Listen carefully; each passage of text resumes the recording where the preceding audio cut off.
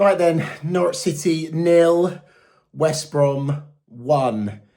The script was written before the game that Norwich City would struggle in this one, and we did. It's now 5 losses in a row. I can't believe I'm saying this actually. It's now 5 losses in a row at Carrow Road. West Brom scored on the 20th minute. Where do you begin with that? It's Norwich City not creating their own luck. It's actually a really good save from Big Mad Vlad. Gets down, saves it. Defence don't follow it up, and then it's an easy strike for West Brom to go 1-up. Didn't look particularly impressive, as have every team that have come to Carrow Road this season. I'd say that West Brom were probably the most average, and I say that with no respect to West Brom whatsoever. Norwich City were toothless, they were lethargic, they were slow, they looked void of confidence in all areas of the pitch. We're in a bit of a bad way. I've seen some of the stuff on social media after the game about that being one of the better games. People are like, oh yeah, it's one of the better games. We've improved. But guys, have we really lowered our standards to the point where we're now celebrating only losing 1-0 at home? Stats say tonight that we improved, but there's only one stat that matters, and that's the scoreline. And even more so when the pressure has been ramped up to the degree that it has been now.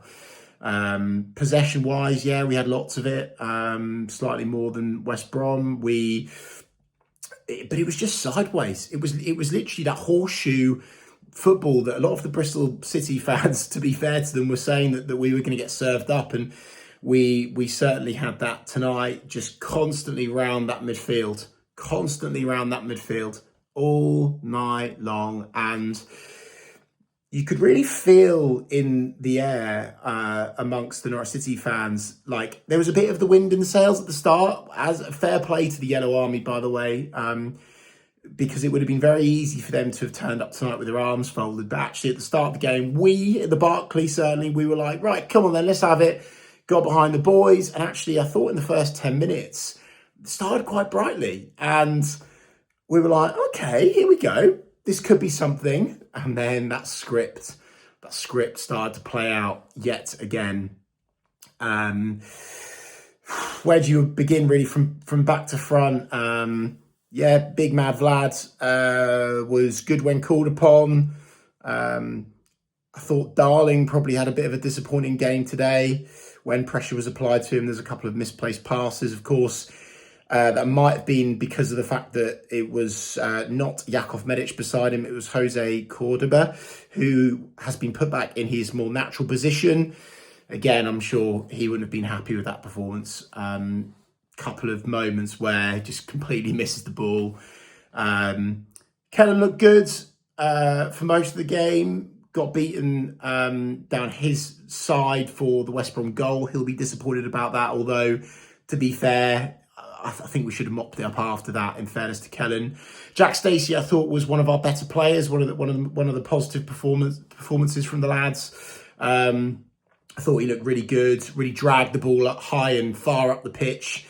And when you have zero width and zero wingers like Norwich City right now, he is more important to this Norwich City side than ever before. What I liked about Jack's game tonight as well is fizzing balls into the box nice and early. That was clearly the message to him, and that was almost providing some fruits for his labour, actually, but not quite. We had one half chance from what I remember of Sarge in the first half. I think we had 4 shots on target in total at home. That's still not good enough, even though some people are saying that's improved. It is, but the baseline's very low. But then moving into that midfield, I thought Kenny was all right. I think without Kenny, I thought at one point they were going to take Kenny off, and I was like, oh no, please don't take Kenny off, because I could just see us completely collapsing again. So I think it was right. But yeah, again, in the centre of the park, I'm really I'm actually now short of words, really, for Ante Sanat, really. As people will, sorry, I'm ill, so I'm struggling to hold my phone. I thought Ante Sanat tonight was really poor. He ran around and he pressed throughout the 90 really, but kind of running is not enough. There's so many misplaced passes, and I just don't understand. I'm surprised he started, especially after Makama scoring 2 and 2. I thought he looked. It was another impressive display against Stoke for Jovan. Got taken off. Still baffled by that. Should have started tonight. Didn't start tonight. Came on. Looked lively, although was played out on the kind of right side of those forward positions, and he wasn't in the box. And that's not. And I'm not criticising Jovan at all, because that's a coaching thing, right? You've got to be put in the positions to cause the most impact. And you know, when you bring on a 6'4", 6'5" big lump like Jovan Makama, he's got to be in those positions, and we've got to put crosses into the box. And he had the same problem as Sarge. He was absolutely served up with no service whatsoever, but he looked bright when he came on. This is my point. I also thought when Jurasek came on, he provided a bit of energy again. Am I at the point where am I really at the point now where I'm going to try and change my hands. Am I really at the point now where I'm praising energy? I think that's a pretty sad indictment of where this Norwich City side are at. Oscar Schwartau, I thought actually had a really good game. He had to go off, and I say bless him, still young, but he looked good today actually out on that side. Again, ran as much as he could, not his natural position, but did pretty well. But I mean, we weren't going to score in a month of Sundays. We really weren't going to score in a month of Sundays. We looked like we kind of came alive a little bit for the last 10 minutes. And I say that like ish. Started to provide a bit more threat. There was a moment, you know, towards the end of the game we thought it had to be. It was the moment. It was the equaliser. Played across the box, and how Sanats doesn't score, I've absolutely no idea. And then the ball goes out to Mate Jurasek, and he blazes it over the bar. A more difficult chance, I think, rather than Ante Sanats, but still, I would expect better from both of those players in those positions. I think Darling had an effort, maybe. Might be wrong on that, forgive me. Jose Cordoba had a Johnny Wilkinson moment over the bar. Norwich City tonight were absolutely nowhere near it. And we really are sitting ducks for this derby game now. If Ipswich don't beat us on Sunday, I don't think they'll ever beat us, because we are in the worst shape we have ever been going into a derby.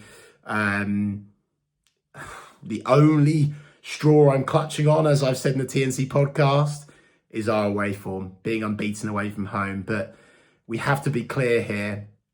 Losing 5 games in a row at the start of the season at home as Norwich City Football Club is unacceptable. And anyone that tells you anything else is incorrect.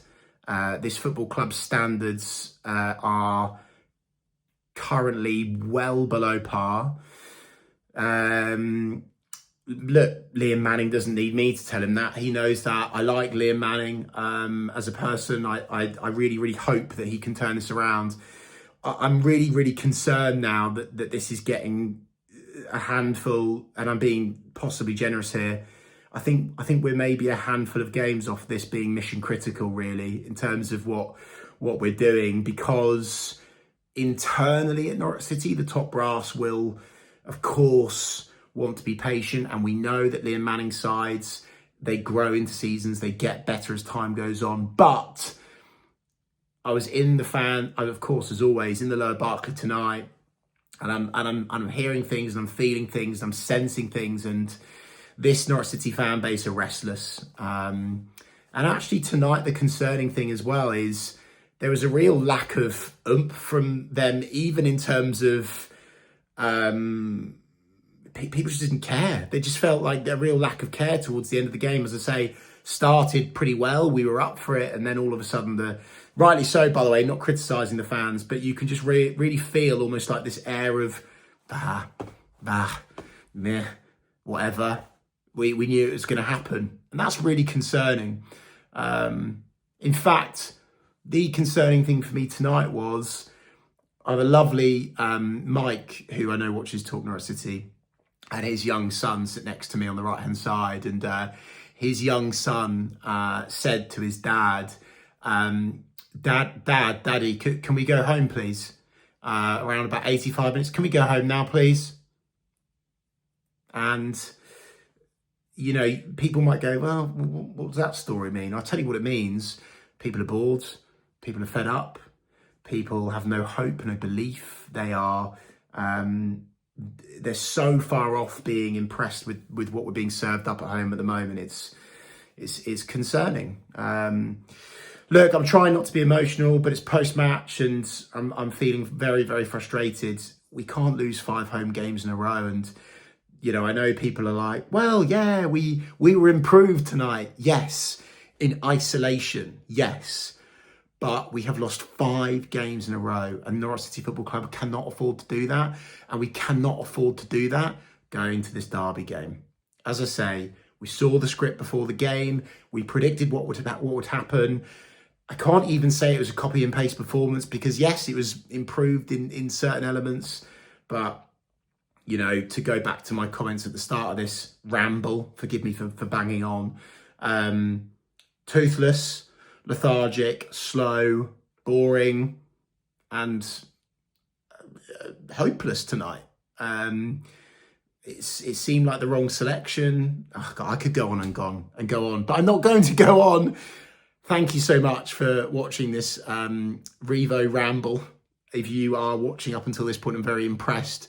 Leave a comment in the YouTube comments below. Give it a like. As always, subscribe to Talk Norwich City. Embrace yourself, Yellows, and say your prayers because the derby is on Sunday, and fear the worst because Norwich City are going to lose for the first time in 16 years.